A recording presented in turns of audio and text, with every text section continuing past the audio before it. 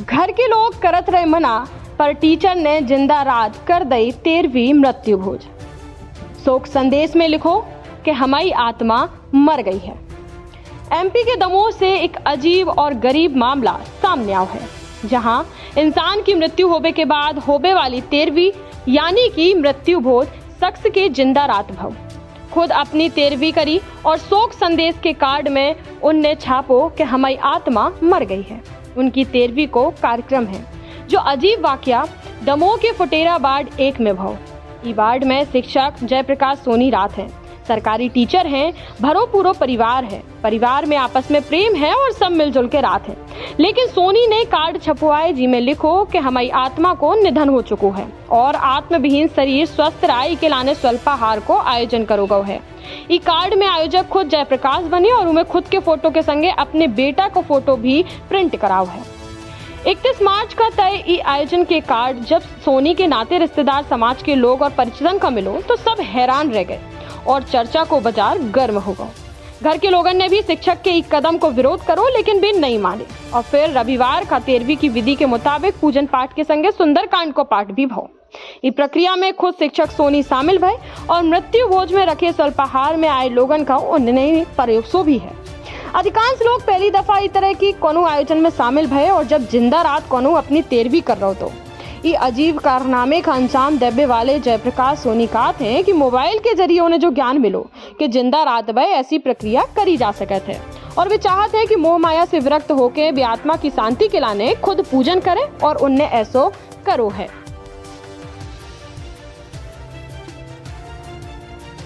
किया और उसके बाद आज 13वीं कर रहे हैं, ऐसा क्यों है? ऐसा तो नहीं है, मतलब परंपरागत नहीं है, लेकिन आपने ऐसा क्यों? नहीं, परंपरागत तो नहीं है, लेकिन शास्त्रों में लिखा कि ऐसा हो सकता है, हो जाता है और बहुत से लोगों ने किया भी है।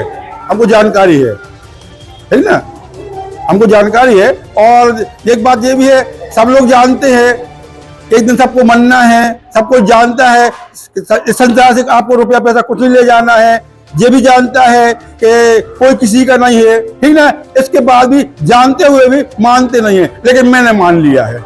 क्या माना आपने? कि संसार में कोई नहीं है, आपको एक दिन मरना भी है और संसार से कोई आपको ले नहीं जाना, कुछ ना पैसा ना धन ना जायदाद।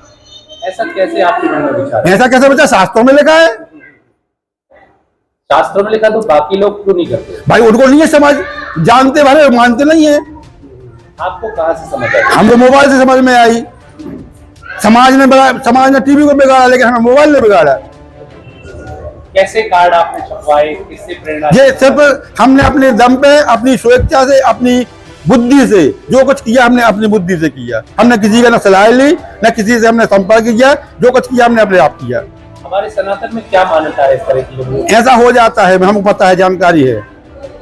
क्या लिखा हुआ है शास्त्रों? नहीं, शास्त्रों में हम थोड़ी इतने ज्ञान है कि हम ये जानकारी रखें कि क्या क्या लिखा है, लेकिन शास्त्रों में ये लिखा है कि जिंदा में 13 हो सकती है, हो जाती है। आपने भी आयोजन किया है? हाँ, इसलिए हमने भी आयोजित किया। कार्ड बांटे आपने, फिर क्या क्या किया? कार्ड बांटा हमने, आपको सबको निमंत्रण दिया, रिश्तेदारों को, समाज को और तो व्यवहारी को। और जी हमने आपने स्वल्पाहार का कार्यक्रम रखा है, उसमें भजिया है, जलेबी है, काफी का इंतजाम है। हम सबका स्वागत कर रहे हैं। सुंदरकांड का पाठ हुआ अभी। और क्या क्या लिखी आपने? हमने लिखी है अपने जन्म तिथि और मरण तिथि भी लिख दी।